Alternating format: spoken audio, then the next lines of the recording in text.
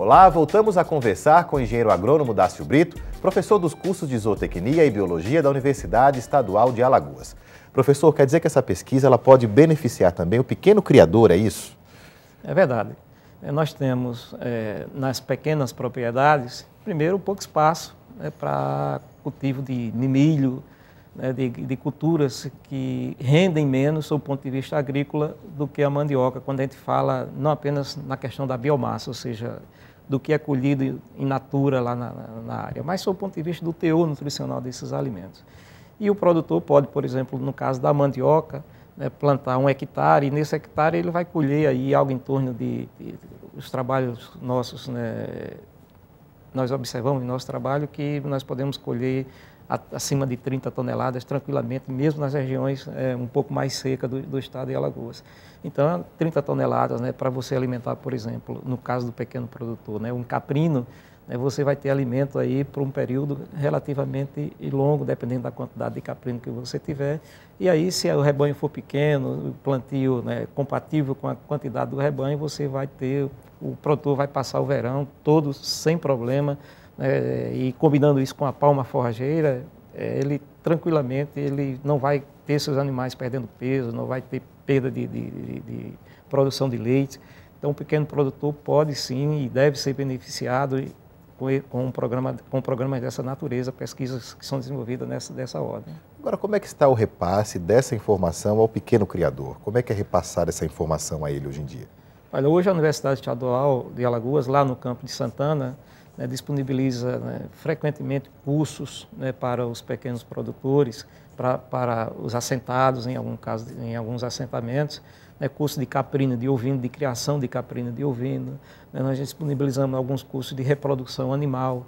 A universidade ela tem um veículo, laboratório, por exemplo, que faz levantamento nessas propriedades sobre o estado sanitário, de saúde desses animais, problema de verminose, se tem, se não tem, que tipo de verminose, como tratar. Então, a universidade tem avançado nesse sentido. Com relação especificamente à alimentação animal, então, esse trabalho também a gente tem divulgado bastante. Quando a gente dá um curso de caprino e ovino, de criação de caprino e ovino, a gente insere dentro do curso a questão da alimentação e fornece para esses produtores as diversas possibilidades. Não apenas a mandioca, nós falamos do milho, nós falamos do sorgo, a mandioca da associada à casca do feijão, da associação da mandioca com a casca do feijão.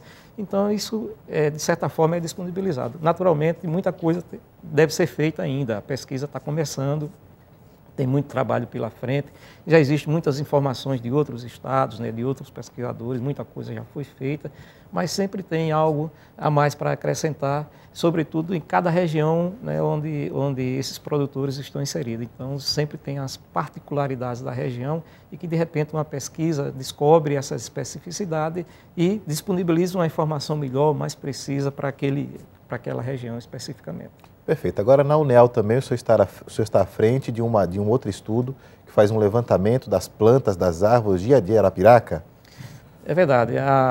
No curso de Biologia em Arapiraca, nós temos um projeto de levantamento arbóreo das ruas centrais e praças centrais lá de Arapiraca.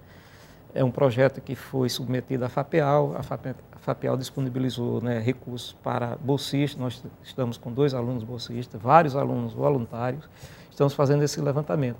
É um levantamento extremamente interessante, porque ele vai detectar que árvores estão sendo plantadas, se elas são nativas, se elas são exóticas. E tem um impacto com a questão do planejamento urbano da própria cidade, não é, professor? Sem dúvida nenhuma. À medida em que, por exemplo, a pesquisa detectar que uma árvore está causando problema, por exemplo, de acessibilidade, quebrando as calçadas, então essa informação servirá para o município, não só de Arapiraca, como outros municípios, para que em seus planejamentos, no futuro, não plante determinada área, por exemplo, da calçada, que pode ser plantada em outro local, como, por exemplo, lá no meio da praça, dependendo de como o pessoal o paisagismo, os arquitetos vão trabalhar esses plantios. Esse estudo, nós temos resultados sobre ele já, sobre as modalidades de árvores que nós temos em Arapiraca? Temos, e de certa forma até gratificante, porque algumas árvores estão sendo plantadas, árvores nativas estão sendo plantadas, como é o caso do ipê amarelo, como é o caso do ipê roxo. aroeira, né, como é o caso da craibeiras.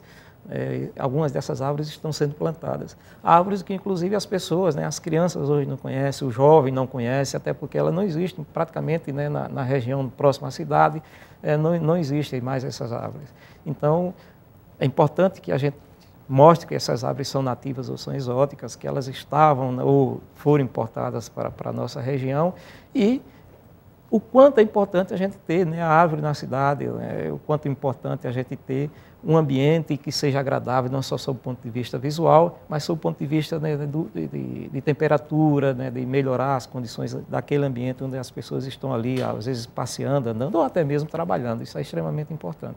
Esse estudo também revela um perfil de qual nível de arborização que Arapiraca tem hoje. Como é que está essa situação em Arapiraca? Quantas árvores nós temos? Ela tem uma arborização suficiente? Olha, os resultados do nosso trabalho, né, nós observamos que existe uma introdução muito forte. Hoje a prefeitura, né, no município tem feito plantios, né, forte de árvores em praças e em algumas ruas, mas por outro lado, né, aquelas ruas mais antigas, elas estão de certa forma esquecidas. A gente observa que ruas que há 20 anos atrás tinha uma quantidade de árvore, hoje essa quantidade é menor. O desenvolvimento econômico acaba tirando as árvores do cenário urbano, não é, professor? É verdade. Agora, o que ocorre de bom é que o novo planejamento, né, as novas praças que estão sendo, né, criadas na região e as avenidas, né, há realmente um incremento, né, no plantio de árvores. Agora estão esquecendo, sem dúvida nenhuma, né, da parte das ruas antigas, né, que isso é extremamente importante, que tem a ver não só com a prefeitura, mas tem muito a ver com o morador. Né, questão cultural da própria população, exatamente, não é? Que não é um problema também só de Arapiraca, né? É verdade. É um problema das grandes cidades nacionais como um todo. Tem uma questão interessante nessa questão de árvore, né, e a questão cultural. Certa vez eu conversando com a senhora lá, ela disse, olha, eu não gosto dessa planta porque ela cai flores e minha calçada fica cheia de flores. Eu disse, mas senhora, e desde quando ter flor na calçada é algo ruim, né? Então, é verdade. É a cultura do concreto, né, professor? É a cultura do concreto. Então, inclusive era uma planta chamada ipezinho, né? Ipezinho é uma planta que derruba muitas flores, né? Muitas flores caem na época quase todo ano, na verdade. E fica muito bonita a calçada, quando você tem um jardim, uma grama, fica muito bonita a combinação daquele verde com o amarelo, né? Muito bonito. Mas aí a posição dela é de que não, olha, infelizmente suja muito de flores aqui, eu não vou querer essa planta na minha calçada, nem no meu jardim. Professor, vamos fazer um pequeno intervalo. Daqui a pouco a gente volta com mais um pouquinho do professor Dácio, falando sobre essa pesquisa da UNEAL que estuda as plantas em Arapiraca. O Conhecer volta já, não saia daí.